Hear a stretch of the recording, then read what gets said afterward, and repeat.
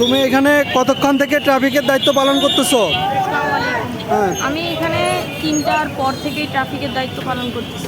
3টার পর থেকে কতক্ষণ পর্যন্ত করবা?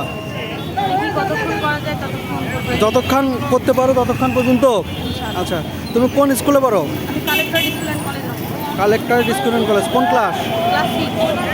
ক্লাস 6-এ পড়ো। আচ্ছা, তুমি যে রাষ্ট্রীয় দায়িত্ব পালন করতেছো, এটা কিন্তু অনেক বড় একটা দায়িত্ব, ট্রাফিকের দায়িত্ব পালন করা। এটা কেমন লাগতেছে তোমার? আলহামদুলিল্লাহ ভালো লাগছে। ভালো লাগতেছে? তোমার সমস্যা হচ্ছে না? কোনো সমস্যা হচ্ছে না? ভালো লাগতেছে? তোমার সাথে আর কে কে আসছে? আমি আমার নিজস্বভাবে একাই আছি।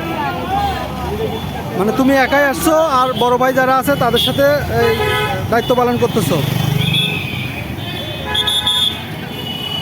তোমার বাসায় বলে আসছো না? বাসায় জানে? জি। বাসায় বলছো? বাসায় কি সাপোর্ট করছে? সাপোর্ট করছে না? আজকে কি প্রথম নাকি এর আগেও দায়িত্ব পালন করছো? এই কালকেই দায়িত্ব পালন করছি আর আজকে। কালকেও করছো? কালকে কতক্ষণ পর্যন্ত ছিলা? কালকে ছিলাম 2:30 থেকে 4টা পর্যন্ত। 2:30 থেকে 4টা পর্যন্ত। তাতে খারাপ লাগে নাই না? না। বাসায় যাওয়ার পরে কোনো ক্লান্তি বোধ বা এরকম কোনো লাগে নাই? ভালো লাগছে না? জি মানে দেশের জন্য কিছু করতে পারতেছো এই বয়সে, এটা ভালো লাগতেছে। জি অনেক ভালো। আচ্ছা, ঠিক আছে, থ্যাংক ইউ। দায়িত্ব পালন করার একটু সাবধানে থাকিও। গাড়ি ঘোড়া যেহেতু যাচ্ছে, হ্যাঁ, একটু সাবধানে দেখে শুনে দায়িত্ব পালন করিও। ঠিক আছে? আসসালামু আলাইকুম। ওয়ালাইকুম আসসালাম। রংপুরের পায়রা চত্বরে ছাত্ররা এবং ছাত্রদের সাথে ফায়ার সার্ভিসের কর্মীরা আছে। তাদের ট্রাফিকের দায়িত্ব পালন করতে সহায়তা করতেছে আর কি ফায়ার সার্ভিস এবং এই বিভিন্ন স্কুল কলেজের শিক্ষার্থীরা।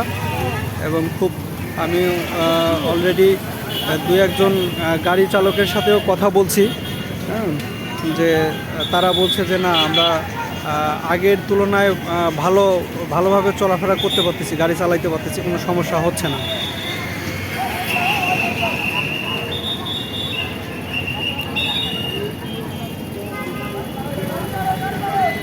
এটি শুধু রংপুর না, সারা বাংলাদেশের এই চিত্র।